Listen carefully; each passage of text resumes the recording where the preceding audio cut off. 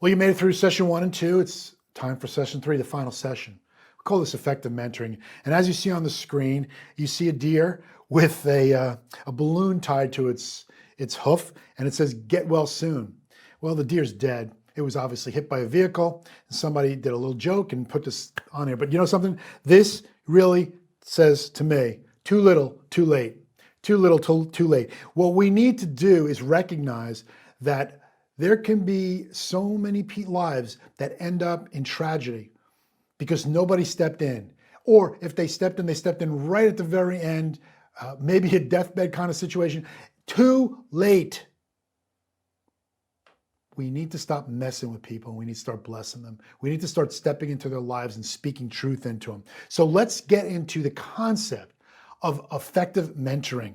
So the first question I want to talk about is, who should mentor? Who should mentor? Not who should we mentor, who should be a mentor? And first, let's be clear, you're mentoring right now. I don't care who you are. You know, you are influencing other people that you come in contact with. So you are mentoring. Remember, we talked about mentor being a trusted friend, being about relationships. So you are in that. So you are, sending out a signal. You're letting people know. Remember, the fourth question in the 4.5 and the 5.5 questions is, what's your brand? How people are receiving you? That's all part of this. So you are mentoring right now, whether good or bad. So who should mentor? Well, people who have a good understanding of who they are. That's why we did session 2. People with solid character. Again, addressing the character weakness issue. We want to make sure that that person that's going to be mentoring is addressing those weaknesses or character weaknesses. They're never going to be perfect. We know that, but you've got to attack them and take it serious and really just want to be the best you can possibly be in Christ. And then finally, people who are willing to invest and be patient. Invest and be patient. Those are two strong words. Investing your time and your talents and your treasure into another individual and understanding that they may not respond very quickly. So you need patience. So that's who should mentor. Let's get into what is a mentor. Now, I've created this little acrostic that says mentor, and I'm going to go through them really quick. Make them feel comfortable and secure. E, engage them through powerful questions and active listening. N, nurture the relationship. T, train them to use the tools that they're learning. O, open their eyes to what they can do.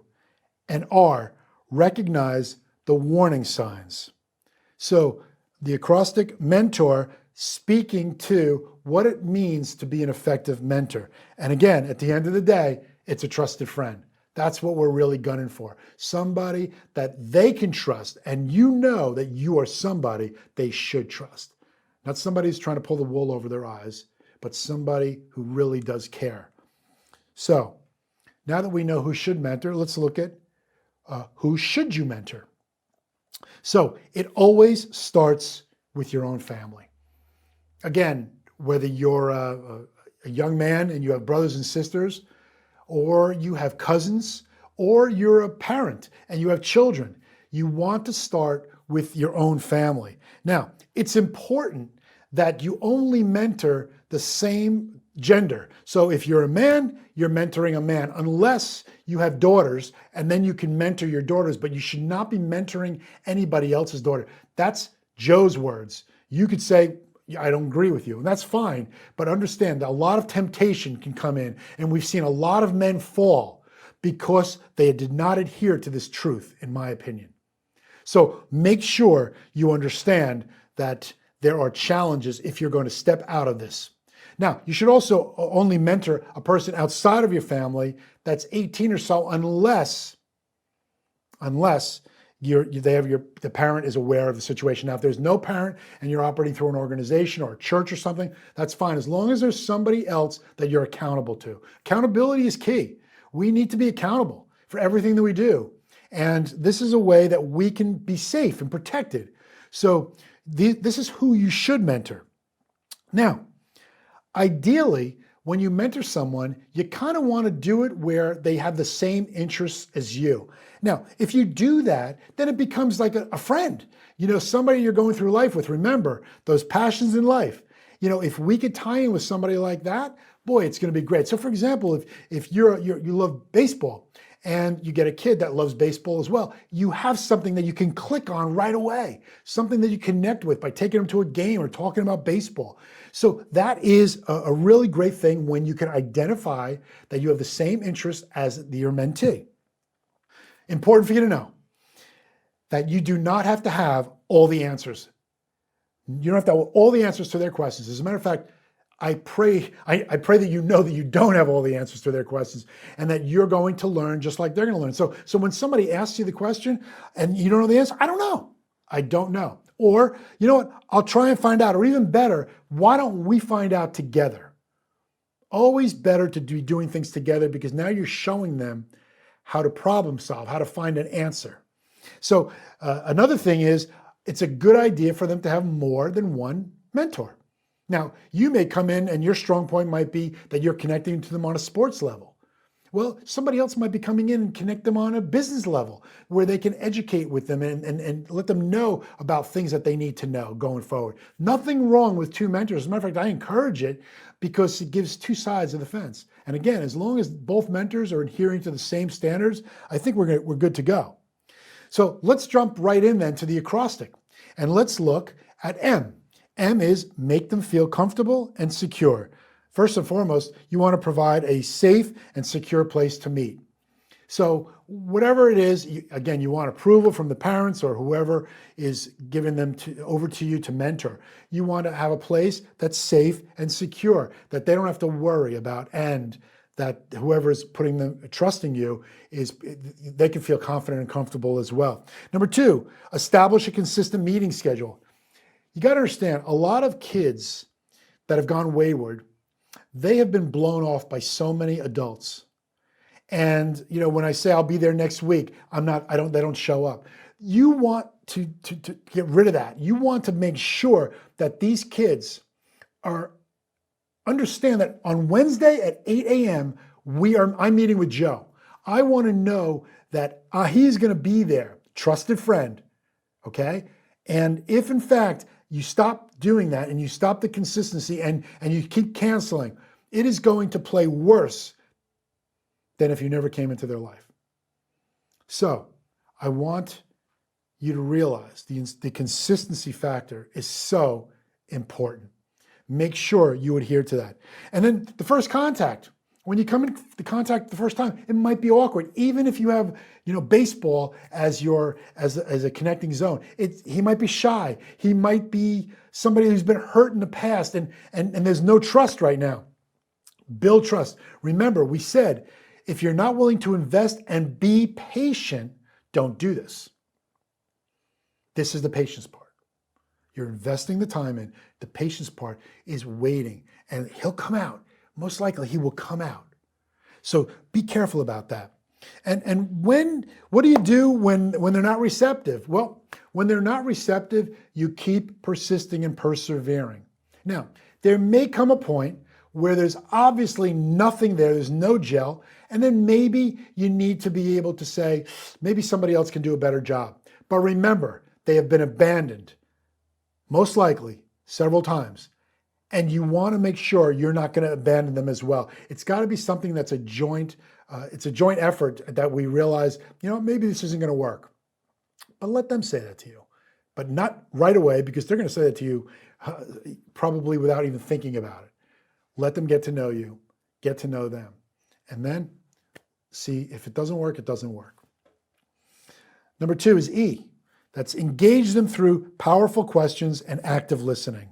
Start with some accountability questions. Let them know that every time we're going to meet, that I'm going to ask you some questions. And I really just want you to be honest with me. Even if I don't like the answers, be honest with me. It's always powerful when they know that you're going to ask them some questions. And these questions we're going to get to them in a minute. But it's so important that they know that you are not only asking a question, but you are going to be an active listener. You are going to listen to their response and not just glaze over it. And if we need to talk about it, we're going to talk about it, but be an active listener. And then what you want to do is ask questions, and more questions. You see, not only does being an effective listener show them that you care, But when you're effectively listening, you can create questions from your active listening. So when you said this, what did you mean? Or, well, if you did this, what do you think would happen? So you're asking questions, you're engaging with them, you're drawing out of them. These are all coaching practices that I'm teaching you, by the way. And the one thing I know is a lot of people have the answers to their own problems. They simply don't take the time or have somebody investing in them to pull them out. And that's what this does.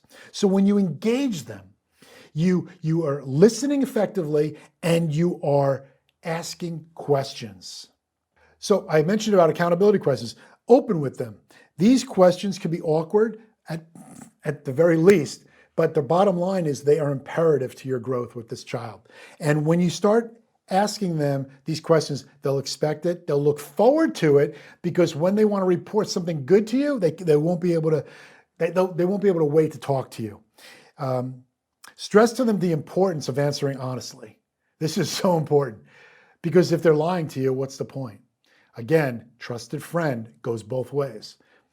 Number 3, you want to dig deeper into the one question. Keep diving down. Keep diving down. Ask questions, and more questions. And let me give you some sample accountability questions that I use. How are you doing? How are you doing with your mate, person you're dating, or your family, if applicable? How are you doing with your children, if applicable? What temptations are you facing and how are you dealing with them? What have you been thinking about this week, your thought life? How are you doing at your job and or school? Have you worked on any of the things we talked about? Remember, holding them accountable to what we've talked about, because you're not just blowing, smoke at them. You want them to take what you're sharing with them and actually putting it into action. So, hey, what did you do with what we did last week? Is there anything else you want to share with me today? So this is after the session. Is there something else you want to talk to me about? And my personal favorite, have you lied in any of the answers that you gave me today? Give them an opportunity to look down and be concerned that you just caught them in a lie, and hopefully they'll tell you the truth. But that's a really powerful one. So these are just sample questions. You can come up with your own, but make sure that they're questions that they can answer and that they will want to answer in the months to come. So let's break out to the listen intently to their answers. As you listen, do not be judging them. Do not be judging them, because your whole countenance will show that. You want to make sure that you're listening, and you're listening in a way that they know you're caring about them and you're not judging them. It's very important to gain their trust by doing this. If you start judging them and start firing back and interrupting them, don't do it. Resist the temptation. Don't interrupt them let them empty out. For many of you, just getting that clam open to talk is going to take a whole lot. When they start talking, let them go. Let them talk. Once they stop talking, here's a great tool. Repeat back to them what they heard. So if I heard you correctly, you said this, and this. Did I get that right? Again, that's going to show them respect. It's going to show that you cared and you listened. And here's another one. Read their body language. Make sure you read their body language, because a lot of times you're going to be able to discern whether they're telling the truth or they're lying, whether they're interested or they're disengaged, or whether they don't trust you. Read their body language. Ask questions, and more questions. We're going to touch on this again. Questioning is powerful, extremely powerful. The art of asking good question, well, it is an art, and it takes time to develop. Don't be discouraged if you don't get it right the first time. It's something you really want to master, because if you can master asking good questions, wow, there's so many solutions can be pulled out of another person by simply asking the right questions. So keep working on it. Take the time to build on this. And I promise you, it's an art that will come in useful, not only in mentoring, but also in the rest of your life. Also, I want you to think about, as you're listening to them and you're giving them some feedback on what they said, provide both positive and negative motivations. Now, as you're listening, you're going to be thinking about some things and making some mental notes about what they say. Now, when I talk about providing positive and negative motivations, well, here's the difference. A positive motivation is something like this. Ask your friend, What do you have to gain in life by avoiding these temptations? Instead of giving into these temptations, what kind of person do you want to become? So that is a positive motivation. You're showing them something positive. Hey, you know what? If you really want to be this person, maybe you should think about not doing this. Now, here's an example of a negative motivation. Ask your friend, if you continue doing this over and over, what do you stand to lose in your life? Now we're talking about loss, negative. But it depends on the person you're dealing with. Again, you're reading their body language, you're getting to know them. How do you feel about all this? So you're simply going at them with a negative or a positive motivation based on the situation. But they're both extremely effective when you use them. So remember something about questions. You only get answers to the questions you ask.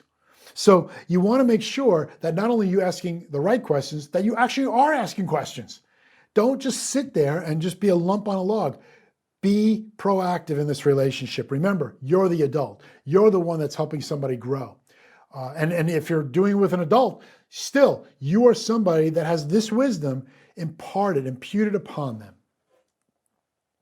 The power of questions is, there's a gigantic difference between the person who has no questions to help them process situations and the person who has profound questions available. What's the difference?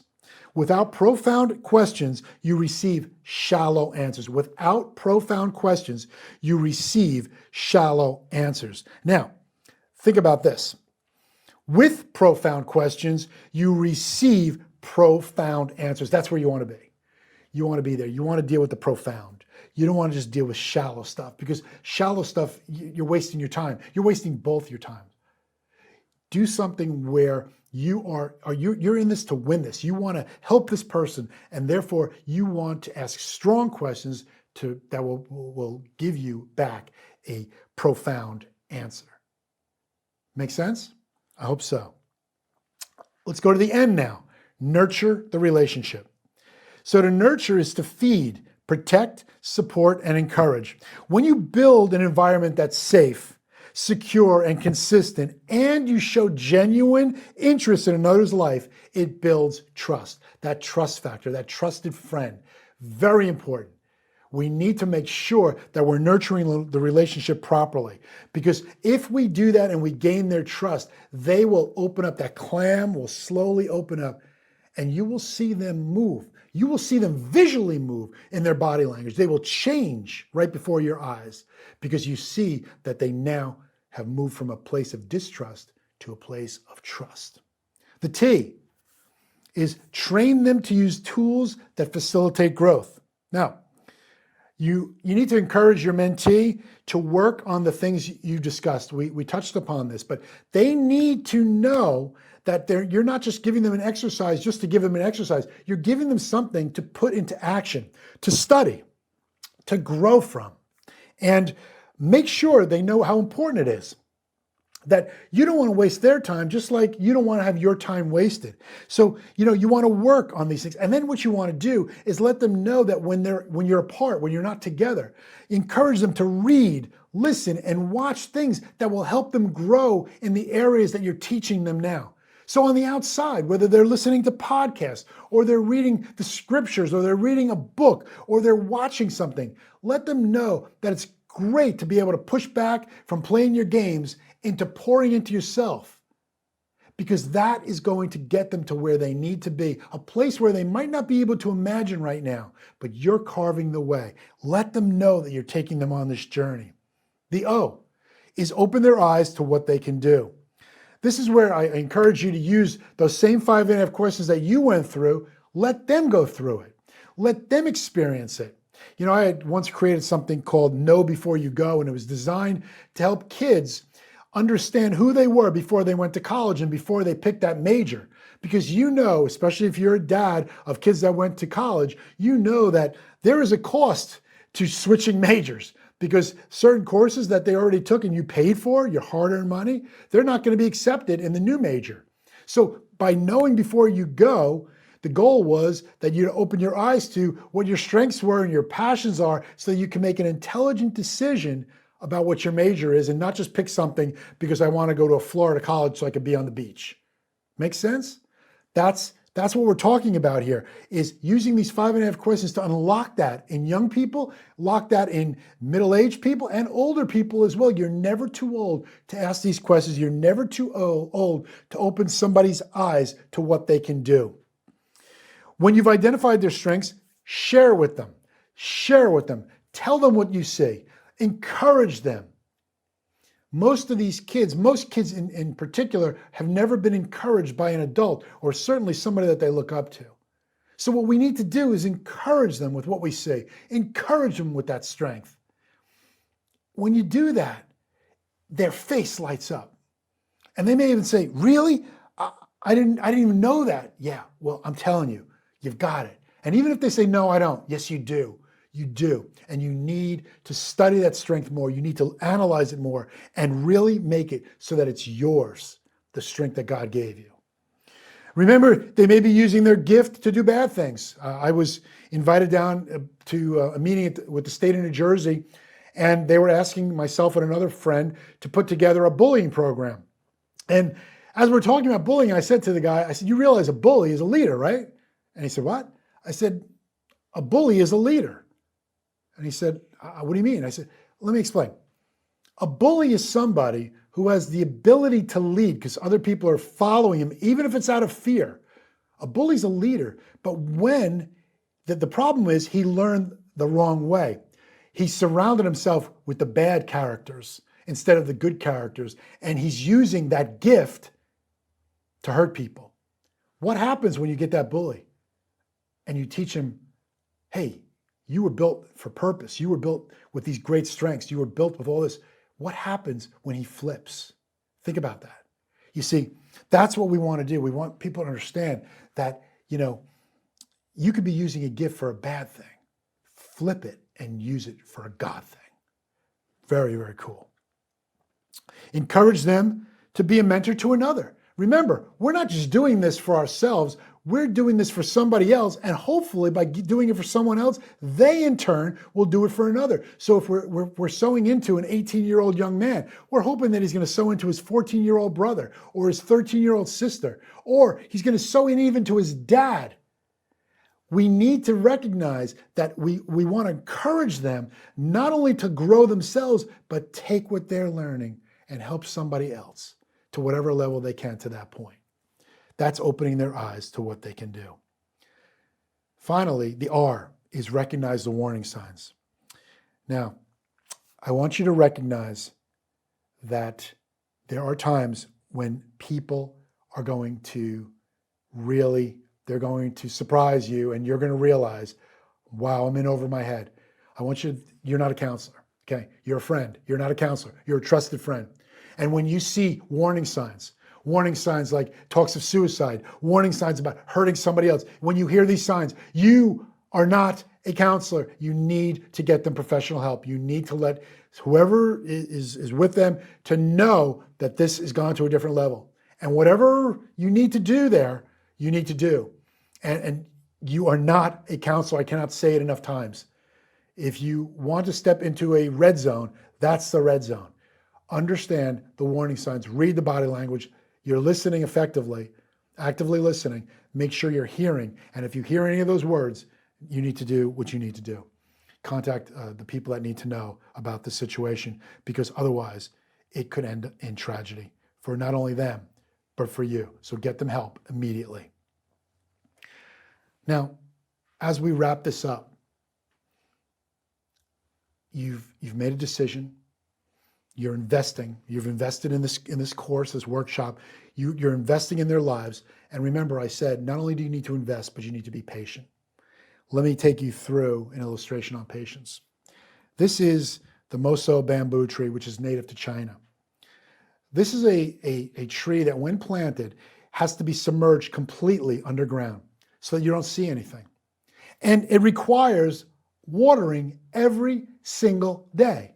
So you're watering the spot every single day. Now, let me tell you what happens. In year 1, you see no growth. In year 2, you see no growth. In year 3, you see no growth. In year 4, no growth. But in year 5, you will see such an explosive growth that in 30 days, that tree will shoot up out of the ground and go to 90 feet. That's 9 stories. 3 feet per day, it's going to grow. So what happened in years 1 through 4? Well, you see, what was happening was an incredibly powerful, foundational root system was being built all across. Something so powerful that it sustained a 90-foot structure, which means that it sustained winds, hurricane winds, challenging winds, things that could blow it over. But because of this powerful strength underground that we do not see, it sustained itself and it thrived. We are no different. We're no different. You see, the root system that we build in our own lives is something that is designed to sustain us when the storms of life come. And when we have sown into ourselves and we know who we are, we know what we believe and why, we know that we were built for success and we were built for purpose. And one of those purposes is to reach out to another individual and allow them to have some of the knowledge that we've gleaned over the years. That's going to help somebody else sprout out of that ground. And they may even grow taller than you. But that's something that each one of us is going to have to determine whether or not we're going to have the patience to endure through this process to help build this incredible, powerful root system, this foundation of Christ. And if we do, I promise you, the blessings that you will receive will be unbelievable. But the blessings the world will receive because of your efforts could change the world. So it's up to you. Do you want to go forward? I want to urge you to get started today. Procrastination is a great challenge for many, therefore, don't delay. Get started today. Figure out how you can jump in and help somebody else. Understand yourself, of course, is extraordinarily important. And if you need more time to do that, then so be it. But I want to challenge you, wherever you want to pick up the ball, start today. Look for an opportunity to serve another and seize the moment when the moment is ready. Remember, change starts with you. You need to change whatever you need to change so that the change in the world will happen in and through you. But again, it's your choice. Oh, and one more thing. Life is God's gift to you. The Christ-centered legacy you leave behind, well, that's your gift back to him. You see, what we're talking about is legacy here. Your legacy. And the great news is no matter what your legacy is as of right now, it doesn't mean it can't be great going forward. But also, if you have a good legacy right now, remember you're only one step away, one mistake away from losing that. So guard your mind and guard your heart above all things and continually plug into him. And make sure you surround yourself with your own inner circle, an inner circle that's going to build you up and edify you with great words of encouragement and also kick you when you need to be kicked. The decision is yours. The decision is yours. I can tell you this, we at Legacy Minded Men are here to help. And I want to encourage you right now to go to legacymindedmen.org and see all the great resources. Get on our mailing list. I beg you to download our app, the Legacy Minded Men app. It's awesome. Every week, we give 2 teachings a week. We actually will put in your hand this personal discipleship as well as small group discipleship. You can start your own group and we're giving you all the tools. All you need is to facilitate it. But go and search the App Store or Google Play for Legacy Minded Men app. It's awesome. Do it today. Don't delay. And really, watch what happens when you say yes to God. May God bless you. Have a great day.